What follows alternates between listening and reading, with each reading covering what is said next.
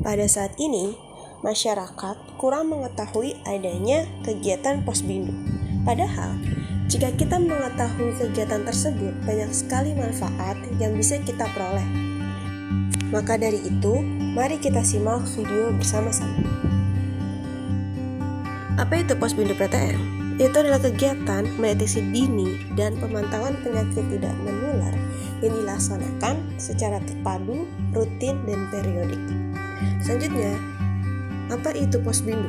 Posbindu adalah kegiatan monitoring dan deteksi dini faktor risiko PTM terintegrasi serta gangguan akibat kecelakaan KDRT yang dikelola oleh masyarakat melalui pembinaan terpadu.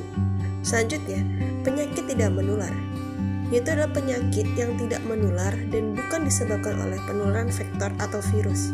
Penularan vektor di sini dapat dicontohkan seperti virus yang dibawa oleh hewan, yaitu contohnya ada nyamuk, karena nyamuk dapat menyebabkan penyakit demam berdarah. Maka dari itu, lebih banyak penyakit tidak menular disebabkan oleh perilaku dan gaya hidup tidak sehat. Menurut WHO 2010, angka kematian akibat PTM mencapai 36,1 juta pada tahun 2008 dan diperkirakan akan meningkat 17% pada tahun 2018. Selanjutnya, terdapat contoh kasus penyakit tidak menular yang ada di masyarakat, seperti jantung, paru-paru, diabetes, dan obesitas. Dari contoh tersebut, banyak mengarah kepada gaya hidup yang tidak sehat. Dari beberapa contoh di atas, kita dapat mengetahui apa saja sih penyakit tidak menular tersebut.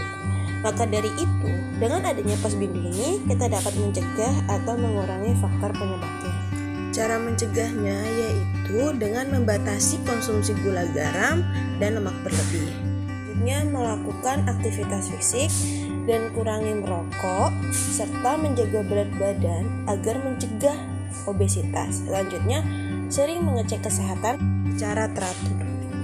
Selanjutnya juga ada cerdik, yaitu cek kesehatan secara rutin, enyahkan asap rokok, rajin aktivitas fisik, diet seimbang, istirahat yang cukup, dan kelola stres. Dari penjelasan di atas, kita dapat berkonsultasi di Posbindu PTM tersebut. Di sini ada beberapa contoh kegiatan Posbindu. Yang pertama ini terjadi sebelum adanya pandemi.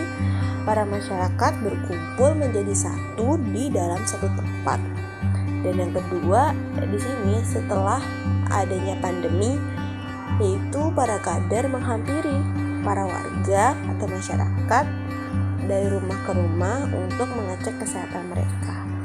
Dan yang terakhir di sini, para kader membantu dalam melaksanakan kegiatan vaksinasi dengan mengukur massa indeks tubuh seperti tinggi badan, berat badan, serta mengecek tensi mereka sebelum divaksin.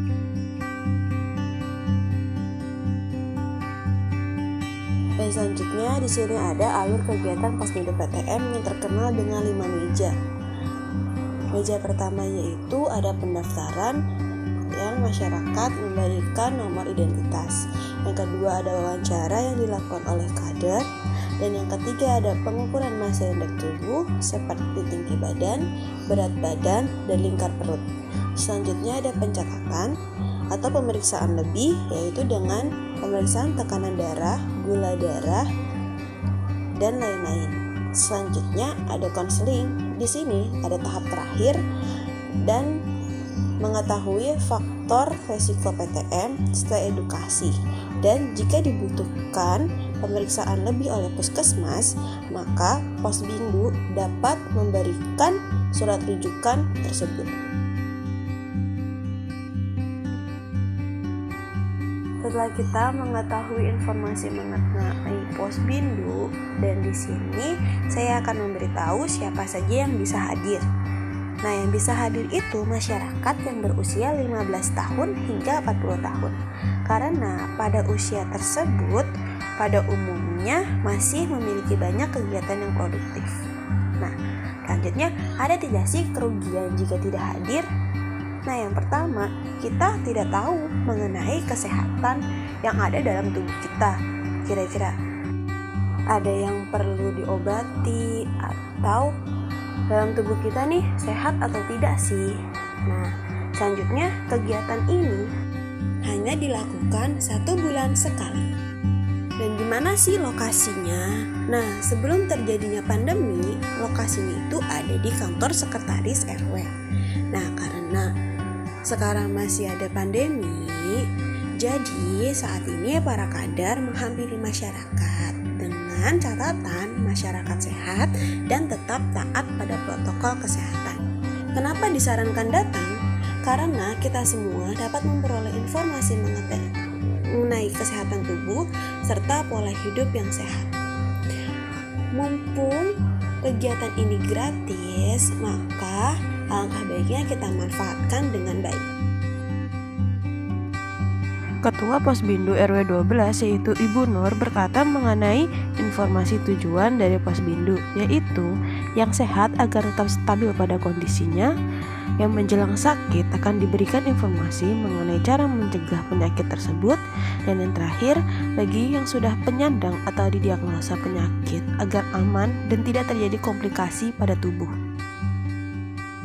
Dan yang terakhir untuk menuju lansia yang lebih sehat. Dan yang terakhir dari saya, terima kasih telah fokus mendengarkan mengenai apa itu Posbindu PTN ini. Pesan saya, lebih baik mencegah daripada mengobati karena mengobati itu mahal. Sekian, nama saya Diana Setiarini dari Pendidikan Masyarakat Universitas Negeri Jakarta mengucapkan wassalamualaikum warahmatullahi wabarakatuh.